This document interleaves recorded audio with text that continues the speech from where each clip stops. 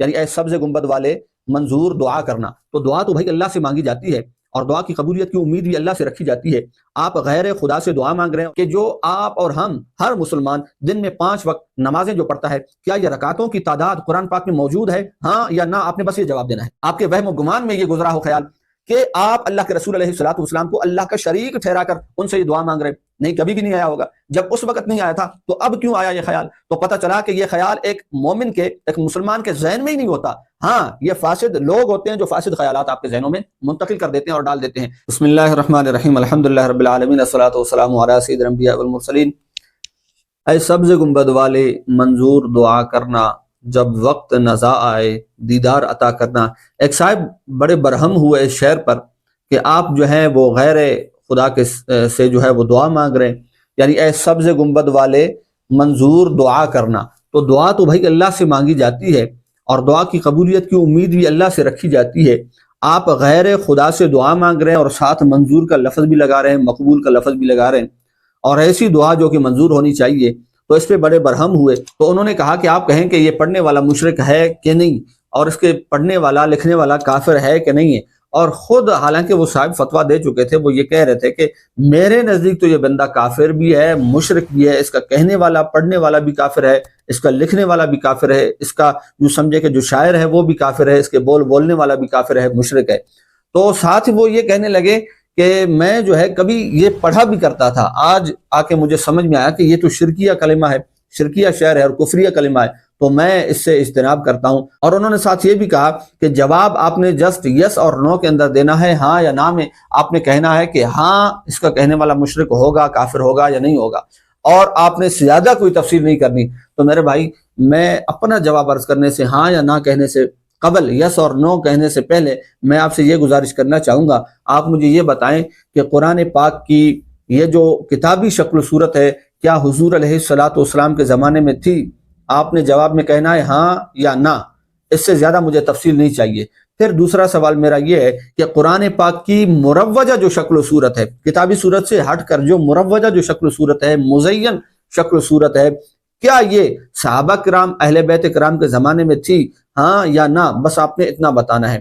اور پھر اسی طرح آپ نے یہ بتانا ہے کہ جو آپ اور ہم ہر مسلمان دن میں 5 وقت نمازیں جو پڑھتا ہے، کیا یہ رکعتوں کی تعداد قرآن پاک میں موجود ہے؟ ہاں یا نہ، آپ نے بس یہ جواب دینا ہے. اور اس وقت مسلمانوں کی تمام مساجد مزین ہیں، الحمدللہ، مروجہ شکل و صورت میں ہے، مزین شکل و صورت میں ہے.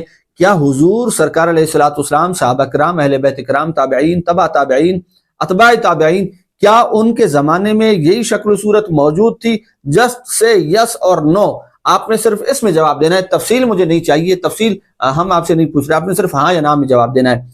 اور اسی طرح میں آپ سے یہ بھی پوچھنا چاہوں گا، یہ جو الیکٹرانک میڈیا، سوشل میڈیا کے ذریعے سے جو اس وقت ابلاغ کا ایک ذریعہ بنا ہوا ہے، دین کے پہنچانے کا ایک ذریعہ بنا ہوا ہے، یقیناً اس وقت ہر مسلمان جو یوں سمجھے زیادہ کتابوں سے تعلق نہیں رکھتا، علماء سے تعلق نہیں رکھتا، جو زیادہ ان کی طرف توجہ نہیں رکھ سکتا، وہ 80% دین اور مذہب، اپنا عقیدہ جو ہے وہ یہ الیکٹرانک میڈیا کے ذریعے سے وہ لے رہا ہے. تو آپ مجھے یہ بتائیں، کیا یہ ان بزرگوں کی، ان ہستیوں کے زمانے میں موجود تھا؟ ہاں یا نہ. تو یہ جتنے بھی میں نے کوشچن کیے مختصراً، ان سب میں آپ کا جواب کیا ہوگا؟ نہ. تو اس سے کیا پتا چلا؟ الیاذ باللہ، قرآن پاک کی شکل و صورت جو ہمارے سامنے موجود ہے یہ بھی باطل ہے. پھر اسی طرح جنہوں نے اس کو مزین کیا، مروج کیا، وہ سارے کے سارے معاذ اللہ باطل پر تھے. اسی طرح اگر آپ نماز پڑھ رہے ہیں اس وقت، جو 5 نمازیں پڑھی جاتی ہیں مسلمان جو ادا کر رہے ہیں، معاذ اللہ وہ سارا کا سارا کام ان کا فاسد اور باطل ہے، اس کی کوئی شکل و صورت نہیں ہے موجود. میرے بھائی، یہ دین اسلام ہے. نہ تو صحابہ نے حضور علیہ الصلوۃ والسلام سے ایسا کوئی مطالبہ کیا، ایسا کوئی ڈیمانڈ کی کہ یا رسول اللہ صلی اللہ علیہ وسلم، ہم آپ سے کوشچن کر رہے ہیں، آپ جسٹ اتنا کہیں کہ یس اور نو، ہاں یا نہ، بس آپ اتنا جواب دیں. جب اللہ کے نبی سے ایسا نہیں سوال کیا گیا، صحابہ کرام نے ایسا کوئی کوشچن نہیں پوچھا، آپ کون ہوتے ہیں یہ کیسا کوئی سوال کر رہے ہیں؟ آپ یہ تو دین کو آپ پتہ نہیں کس طرف لے کے جا رہے ہیں. پھر میں آپ سے پوچھتا ہوں، آپ نے خود یہ بات کہی، آپ نے کہا کہ میں بھی کسی زمانے میں یہ نعت پڑھا کرتا تھا، اے سبز گنبد والے منظور دعا کرنا. تو آپ ایمان سے بتائیے، اپنے کبھی آپ نے پڑھتے وقت آپ کے ذہن کے اندر یہ خیال آیا ہو، آپ کے وہم و گمان میں یہ گزرا ہو خیال کہ آپ اللہ کے رسول علیہ الصلوۃ والسلام کو اللہ کا شریک ٹھہرا کر ان سے یہ دعا مانگ رہے؟ نہیں، کبھی بھی نہیں آیا ہوگا. جب اس وقت نہیں آیا تھا تو اب کیوں آیا یہ خیال؟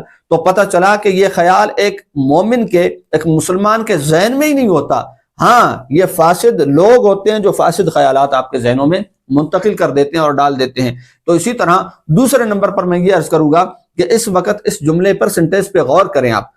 شاعر کہہ رہا ہے کہ اے سبز گنبد والے منظور دعا کرنا، یعنی میں آپ سے، یعنی اللہ کے رسول علیہ الصلوۃ والسلام سے دعا نہیں مانگ رہا، میں یہ عرض کر رہا ہوں کہ منظور دعا کرنا، یعنی اے اللہ کے رسول صلی اللہ علیہ وسلم آپ اللہ سے دعا مانگیں، دعا کریں میرے حق میں، ایسی دعا کریں جو کہ منظور دعا ہونی چاہیے، ایسی دعا کریں جو کہ مقبول دعا ہونی چاہیے، ایسی دعا آپ میرے حق میں فرمائیں، یعنی آپ نے دعا کرنی ہے، میں نے نہیں کرنی ہے، نہ میں آپ سے مانگ رہا ہوں، آپ نے میرے حق میں دعا کرنی ہے اللہ کی بارگاہ میں کہ اللہ پاک وہ جو دعا ہوگی اس کی طرف نظر رحمت بھی فرمائی ہو، منظور نظر دعا ہونی چاہیے، یعنی منظور دعا کرنا۔ اے اللہ کے رسول صلی اللہ علیہ وسلم آپ میرے حق میں اللہ کی بارگاہ میں ایک مقبول دعا کا اہتمام فرمائیں، ایک مقبول اور منظور دعا میرے لیے کروائیں، یا چلیں اس کو ڈائریکٹ بھی حضور علیہ الصلوۃ والسلام کے حق میں مراد دیا جائے کہ شاعر یہ کہہ رہے ہیں کہ آپ منظور دعا کریں۔ تو اس میں پہلے تو میں آپ سے گزارش کروں گا کہ آپ جو ہے نا